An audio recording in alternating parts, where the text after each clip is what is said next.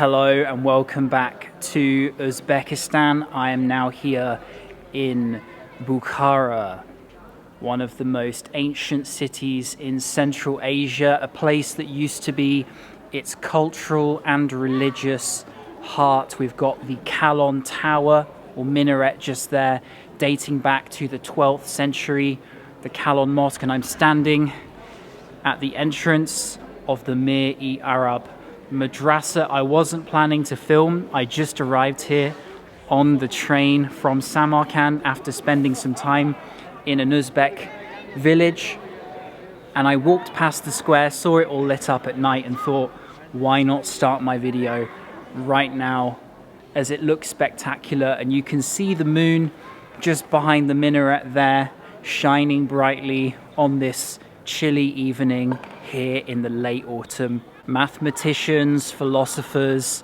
poets all thrived here. People like Ibn Sina, equivalent to Shakespeare of the Islamic or Persian world at that time. This was once a center of learning. It played a pivotal role until it was absolutely devastated by Genghis Khan and the Mongols. In the 13th century, it made a comeback until it reached its peak, arguably, in the Shaybanid dynasty. And I cannot wait to explore this city, which I've heard so many stories about over the years. Its reputation precedes itself. The Kalon Tower was built in 1127 under the Karkanid ruler Arslan Khan, at which time there were more than 100 madrasas and over 300 mosques. At 47 meters high, it was probably once the tallest building in Central Asia. It has managed to stand firm for 9 centuries with foundations rooted 10 meters underground. It has managed to survive earthquakes in an early form of being earthquake-proof. Genghis Khan, when he sacked the city, was so in awe of the monument that he decided to spare it. It's one of the few remaining pieces here that survived that Mongol invasion in the 13th century.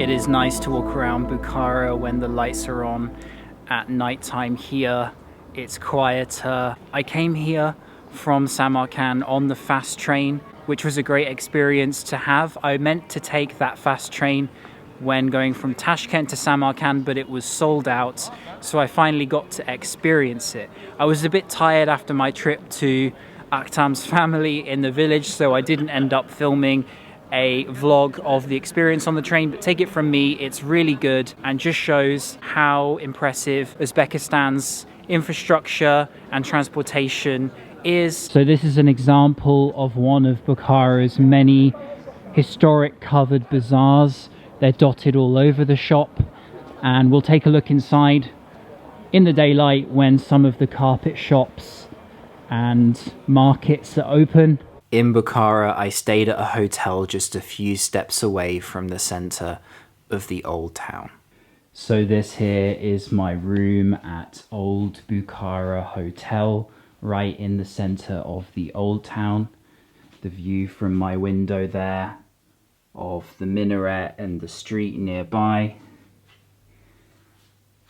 Double bed here with a fridge and everything you need. The closet there, and my ensuite,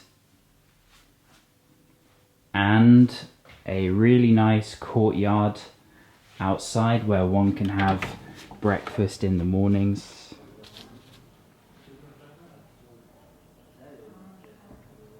I had breakfast inside as it was a little cold during my stay, but having it in the courtyard is a nice way to begin in the morning. I started the following morning by making my way to Leabi House, a plaza built around a pool in 1620, where locals would historically gather and bathe. Until only around 100 years ago, Bukhara was still full of these houses, more than 200 of them, a spot where locals would drink, bathe, gossip, and wash. Apparently the water was not washed often, and Bukhara became well known for being a center of disease. The average local only lived to 32 in the 19th century. Away from the house there are a couple of madrasas nearby which you can pop into. But we're going to walk to another one which is through some streets a bit further away. It's a slightly different style to anything we've seen.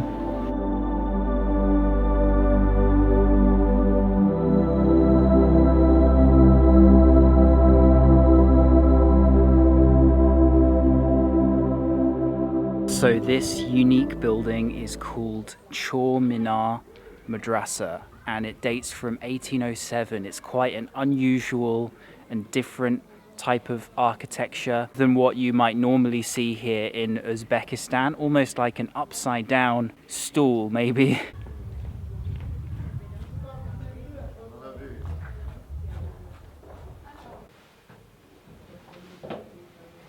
It's 15,000 som to enter inside this old, smaller madrasa. Another old house down there which has dried up. We can head up a little bit further. Maybe I can get better views. Pretty cool to walk on the rooftop here. It would have been interesting to see what the interior of the dome looked like in its heyday.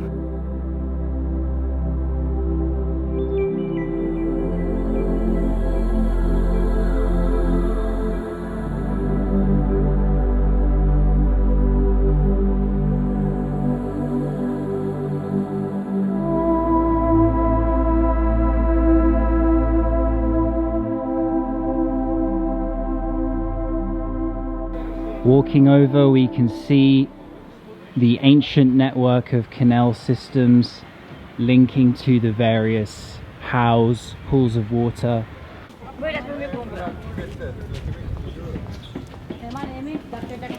Passing through the town a little bit more, I have reached somewhere that has been of particular interest to me. Central Asia's oldest surviving mosque. This facade here dates back to the 9th century, Mogoki Otori. According to legend, this mosque only survived the Mongol invasion because the locals decided to bury it in the sand. Some of this facade, the details, might be part of the oldest architecture you can find in this ancient city. Inside today, the mosque is no longer functioning, although that would have been the direction of prayer. Instead, it houses a carpet museum. In fact, Bukhara has a history of carpet making and trading. It is well known for them, a good souvenir to pick up if you want something from this city. In the 1930s, archaeologists found under it bits of a 5th century Zoroastrian temple, which was ruined by the Arabs, and an even earlier Buddhist mosque was underneath. And some of these charred bits are supposed to be remains of that 5th century temple. Bukhara is home to many of these historic covered marketplaces, which were centers of trade, still existing today, selling carpets and other items.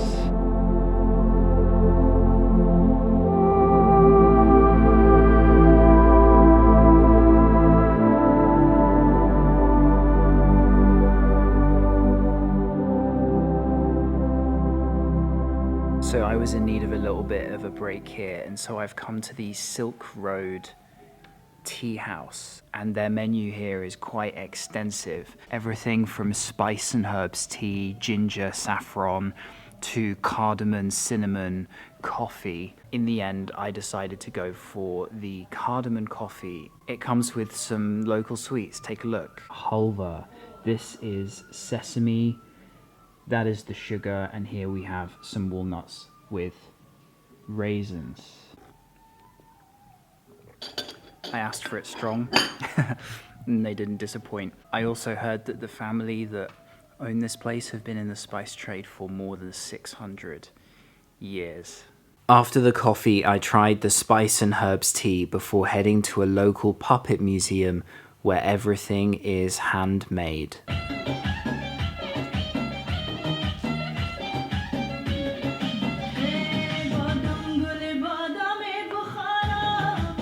There are a few madrasas you can pass by in this part of town, such as the one named after the Sultan Ulugh Beg.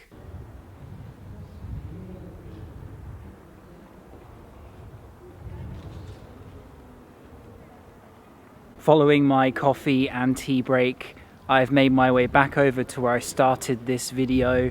This is the interior courtyard of the Kalon Mosque, next to the tower peeking over there. I just popped inside the Mur'i Arab Madrasa across the way to check it out, but I couldn't go inside. It seems to be a functioning Islamic school at the moment, and that's nice to see that it's not got gift shops and things inside. But I've paid 15,000 to enter the mosque here, which tells me it's probably not a functioning mosque if they're charging money, but it is beautiful here in the afternoon.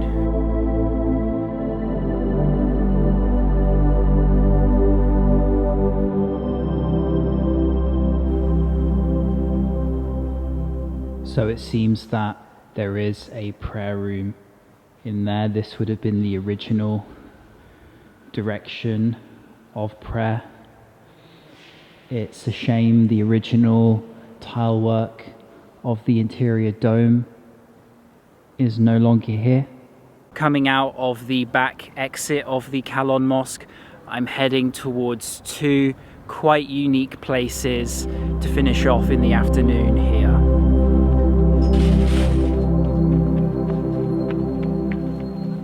So I'm now about to enter one of the most historical, eye-catching and unique places in Bukhara, the Ark, also known as the Citadel. It was occupied from the 5th century all the way until 1920. It was the residence of the emirs of Bukhara for centuries, and inside today you can walk around still and get a taste of how it would have been to wander in its royal quarters. So I've just entered the fortress. It is 40,000 som, and as I walk in here, I'm gonna tell you my biggest gripe about tourism here in Uzbekistan. It is that inside all of the major attractions in Samarkand and now here in Bukhara, things on sale right in the middle of historic buildings and sites that are recognized by UNESCO. In my opinion, it is quite tacky. You have these amazing wooden carved beams, and then right down beneath them, souvenirs. I know this goes on in many countries, not just Uzbekistan, but it is just a little disheartening. You pay an entry fee for a reason. It would be better if you wanted to fill empty space to put some signs, some information, something interesting, and not just trying to make a quick buck with children's pens and things. I know many of these items are related to Uzbek culture, but still, I don't want to see fridge magnets resting on old beams. I would rather find them in a tourist shop somewhere else. That is my 2 cents as a visitor. Feel free to disagree with me. I wanted to mention it as it's come up so many times now. Tashkent Samarkand and now here in Bukhara, so wanted to at least point it out.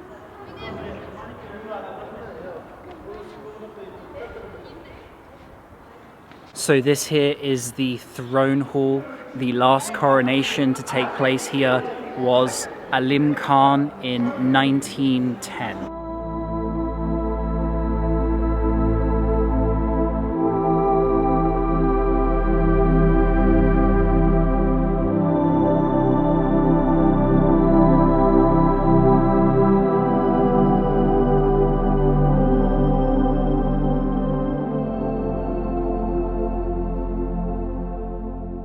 Wandering around the Citadel there are interesting rooms with different artifacts and pieces. But one thing that has taken me by surprise is stepping out here to the archaeological park. All of a sudden, it just opens up. I feel like I'm at ground level, but I'm not. I'm still on the top of the Citadel. This part of the Ark or Citadel was clearly destroyed or has just faded away over the years. A rare piece of what was probably an old part of the Citadel wall.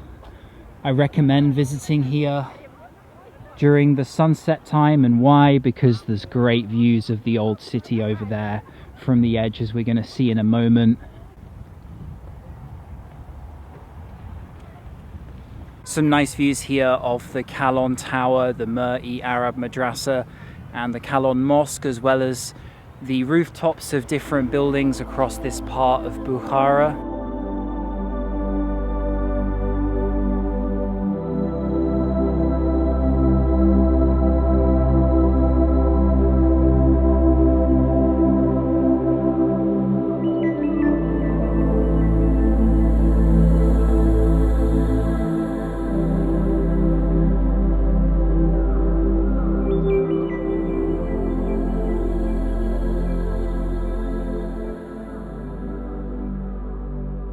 I'm now here at the Ismail Somani Mausoleum. He was the founder of the Samanid dynasty, and this is one of the oldest Islamic monuments. Built in 905, it is more than 1,000 years old and still standing today.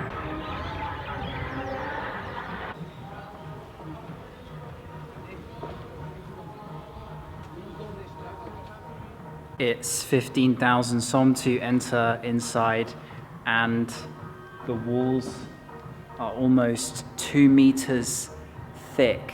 That's how it's managed to survive more than 1,000 years. And here is the tomb. Whether it's the original, I'm not sure, because it's so close to the entrance door.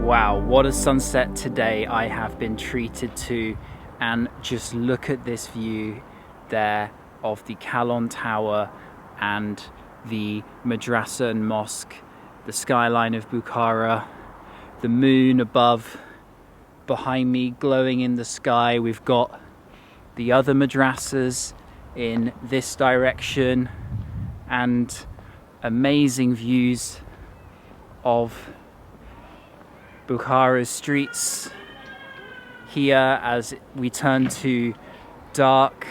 This is the Omar Khayyam Hotel rooftop, and I have to mention them as a special thank you for letting me film up here. You can come up here as a guest of this hotel, and they kindly looked after me here for a night and a bit before my train to Khiva. And so I'm going to show you the room that I've been staying in for this last day. I know I showed another hotel here in Bukhara earlier on in this video. That's where I stayed for the first 4 days. So this here is a double bedroom in Omar Khayyam Hotel in the center of Bukhara with an ensuite there.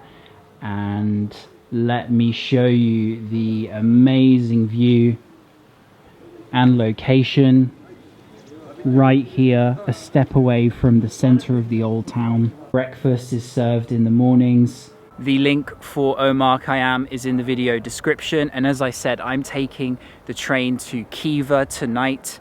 It leaves around 2:22 in the morning to be precise, which is quite an odd time, and it arrives around 9 a.m. tomorrow morning in Khiva, which is somewhere I have been very excited for since arriving in the country. I then finished off with my dinner and made my way to the train station in the early hours of the morning for the journey to Khiva, so stay tuned for the next video from Khiva, and I'll see you then. Cheers.